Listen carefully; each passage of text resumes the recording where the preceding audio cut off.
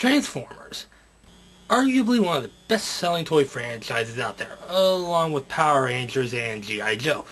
From comics to movies to even a few video games, Transformers has been all over the place. The earliest Transformers game was on the Commodore 64, and there was also a Japanese-only game for the original Famicom, the Japanese version of the NES. If you want more information on those games, go watch the Angry Video Game Nerds video. There was also a Beast Wars third-person shooter on the PS1, followed up by a Beast Wars Transmetal fighting game for both the PS1 and Nintendo 64, both of which were met with mediocre to negative reviews. Transformers games wouldn't get another outing until the PS2 game based on the Armada series, simply titled Transformers, which is still regarded as one of the best Transformers games of all time. Next came the movie tie-in, the game based off of the most recent series Transformers Prime, and in between the Revenge of the Fallen Transformers Prime games came two games published by Activision and regarded as the best Transformers games ever made. And I'll be looking at one of them right now, Transformers War for Cybertron. This game was released for the PlayStation 3, Xbox 360, and PC in the summer of 2010, with a rail shooter game called Cybertron Adventures released for the Wii. But this game really as good as it says? Well, let's start by looking at that plot. Megatron is leading a raid against an orbital space station in order to procure a dangerous and volatile form of energon known as Dark Energon. The bot in charge of this station? Starscream. Yeah, it turns out that Starscream used to be an Autobot and really good pals with Jetfire and the other aerial bots. Megatron makes it to the Dark Energon storage area and merges with it, the first Cybertronian to ever be able to do so and survive. This gives Starscream the idea to join the Decepticons, failing to learn how to harness the power of Dark Energon and eventually use that power to overthrow and or destroy Megatron. Megatron sends Starscream and the other Seekers, Thundercracker and Skywarp into the underground area of Cybertron to activate an Energon bridge to supply Energon to the orbital station so that Megatron can create more Dark Energon, which he says he will use to corrupt the core of Cybertron. Dude, that's essentially genocide. You want to kill the planet itself! Megatron learns that the only way to get to the core of the planet is to find the Omega Key, which he should use on the Omega Lock. And in order to learn the location of the key, he launches an attack on the Autobots' capital city of Viacon, complete with Starscream leading a Dark Energon bombing run.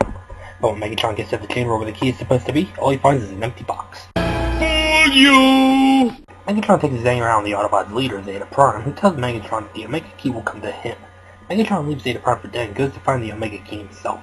The Omega Key turns out to be none other than the giant Autobot Omega Supreme! Omega Supreme chases the Decepticons down to the Omega Gate, where Megatron fuses Omega with Dark Energon and forces it to open the gate. The Decepticons go through the gate, and Megatron fuses the core with Dark Energon. Oh shit! There goes the planet. And then switches focus to the Autobots. See a young Autobot Scout. Yes, it's Bumblebee. Do you need more proof other than the yellow coloring, or are you going to continue to mistake him for Sunstreaker? Bumblebee is cornered by some Decepticon mooks, but is saved by none other than Optimus. I should point out that there's some continuity issues here. See, this game came out about 3 months before Transformers Prime aired on television, and in Prime they explicitly state that Optimus was known as Orion Pax, an archivist under the tutorship of Alpha Trion. But here he's just known as Optimus, no Prime surname. Bumblebee tells Optimus and Ratchet that Zeta Prime is dead.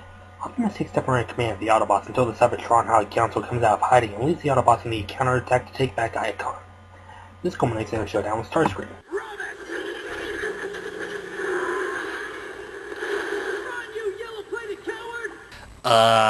Bumblebee? Did you forget that your primary color is yellow? Zeta Prime sends a transmission to the Autobots telling them that he's being held in the Decepticon prison in the Decepticons' capital city of Kaon, right next to the Gladiator pits. Ratchet thinks it's a trap, but Optimus decides to go in and rescue Zeta. His plan? Get himself and some other Autobots, including Bumblebee and Sideswipe, captured and taken to Kaon. Just as they're about to be gunned down by a Decepticon firing squad, they're rescued in the nick of time by Air Raid, one of the aerial bots, who is then promptly captured off screen. The Autobots find and save Air Raid while freeing some other captives and instigating a prison riot. During the confusion, Megatron contacts the Autobots via whatever the fuck this thing is and taunts them about how they'll never get to Zeta alive. It should be noted that Optimus and Megatron never meet face to face in this game, it's always through radio transmission or whatever the fuck this thing is. The Autobots find Zeta anyway, and Zeta is being guarded by Soundwave and his mini bunch of goons. They fight Soundwave off, but Zeta dies of his wounds. The Autobots take Zeta's body back to the Cybertron High Council, who they name Optimus the next, and last, Prime, task him with purging the core of its poison. Optimus leads Ironhide and Warpath to the Omega Gate and calls Ratchet to heal Omega Supreme. Omega opens the gate, allowing the Autobots access to the core and after fighting a giant Cybertronian slug. Yeah, that's actually a thing, it seems. Spirit Primus, who resides in Cybertron's core, comes to the Autobots and tells them that the core is shut down for upwards of millions of years in order for the Dark Energon poisoning to be completely purged, and he bestows upon Optimus the Matrix of Leadership. So Optimus issues an evacuation order, but the ships start getting shot out of the sky by the Decepticons kill Sat. The aerial bots head up to the satellite to take it down. Megatron mentions that he and Jetfire have had history, but they don't go much more into that. The robots decide that the best way to stop this thing is to destroy its decog and revert back to its true form. Its true form? Tripticon. Whoops. Tripticon falls to the surface of the planet where Optimus and the other robots give him a pounding and defeat him. Optimus says that they'll create one giant spaceship to evacuate the planet, the Ark. The game ends with a credits sequence that's actually pretty humorous and is accompanied by the new Transformers theme, Till All Are One by Stan Bush. Believe me, I could have torn this story apart and analyzed every single aspect of it, but even if it were deep enough to warrant that, I still want to do it because it would take up so much time. That out of the way, let's talk about the gameplay, shall we? I'll be describing the controller configuration that I use for this game, but you can change it to map your preferences in the options menu. I don't think I have to tell you how to move unless this is your first time playing a video game, in which case I'm still not saying. Your shoulder buttons are some of the most important buttons on the controller. Well, the L1 normal buttons anyway. You aim with L1 and fire with R1. R2 and L2 are your character's special abilities such as a dash or shield. Then there are the face buttons. A simple press of the X button allows you to jump, and if you press it again you can double jump. I always question how characters in video games can jump while they're already in midair. In this game you can see that the Transformers have little jet boosters under their feet. That explains that. The square button reloads your currently selected weapon, and the circle button throws your grenades, assuming you have any grenades that is. The triangle button allows you to transform between vehicle form and robot form. Let's not forget about the right analog stick. Pressing it down you can melee whatever mook is in your way. It's satisfying but not a good idea to do in the middle of a firefight. When you're transforming you can use the R1 button to fire your weapon. You can still jump with the X button, and by holding down the L1 button you can speed up. Trust me, this is essential in some areas like the subway and Icon or the Icon Highway. Optimus and Megatron also have the same where at certain points if you press the square button they can break down walls via either Dark Energon from Megatron or Optimus' axe.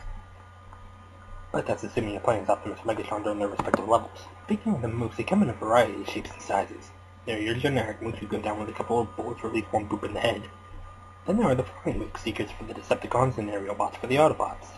Then there are the Titans who you can kill by attacking their backpacks, and finally we got the tanks who might as well be mini-bosses in and of themselves. Let's not forget about the snipers who like to take pot shots at you from high vantage points, but perhaps the most annoying are the cloakers. As their name suggests, they can cloak themselves to blend in with the environment and they constantly hit you with cheap shot after cheap shot. Sometimes they'll be right in front of you, but because of their mirage colloid, you won't notice unless you randomly shoot or melee that specific area. Again, these guys are fucking annoying. Throughout the game, you'll come across these collectibles which give you a trophy, but I haven't gotten all of them, so no trophy for me. These include Autobot and Decepticon symbols scattered throughout the level. There are also these Energon cubes that refill your health, and occasionally you'll find an armor upgrade that takes the damage for you without reducing your health meter. You can also find ammo scattered around, which, as you might have guessed, gives you more ammo for your weapons. These weapons include Megatron's fusion cannon, your typical machine gun, a semi-automatic shotgun, a sniper rifle, and Starscream's null ray. There are several bosses in this game, but only a few are against any actual Transformers. Sure, you fight Zeta Prime, Omega Supreme, Starscream, Soundwave, and Decepticon, but you also end up fighting against an onslaught of mooks guarding the Dark Energon Holding Chamber, the Energon Bridge's defense system, and a giant Cybertronian slave possessed by Dark Energon. Then there are the Autobots and Decepticons you can play as. Megatron, Brawl, Barricade, Starscream, Skywarp, Thundercracker, Breakdown, Soundwave, Optimus, Bumblebee, Ratchet, Sideswipe, Ironhide, Warpath, Jetfire, Silverbolt, Air Raid, and though I know you can play as Gaz and RC in multiplayer, Gaz will actually become a playable character in the sequel For Cybertron. It's separated into a total of 10 levels, 5 for the Decepticons and 5 for the Autobots, and each level is separated into different segments. With up to 10 segments per level, that means that the checkpoints are plenty, which is great if you're having trouble with a certain level.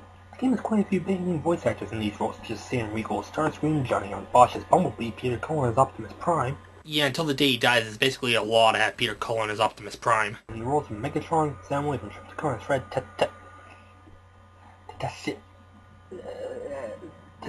Tartar. How the hell do I pronounce this guy's last name? Okay, you know what? Fuck it. I'm calling him Fred fucking Flintstone. Oh, and if Tripticon's voice sounds familiar, it should, especially if you play God of War 2. Don't believe me? Let's compare.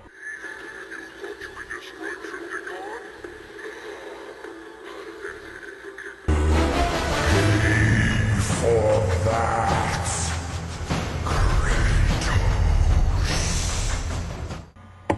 See? The exact same voice. Nice. Would I recommend this game? Well, yes. Yes, I would. The gameplay is fun and fast-paced. The combat system is excellent. Sometimes I find myself transforming back and forth from robot form to vehicle form. The story itself isn't that deep, but it does give some insight into what happened before the events of, say, Generation 1 or Transformers Prime, for which this game is technically a part of the Transformers Prime expanded universe. Things would only get better in this sequel, though. Which will be the next game I take a look at, Transformers War for Cybertron, winner of Best in Show at E3 2012. So I'll see you guys next time. Assuming the game likes to cooperate. Last time I played it, it kept freezing on me.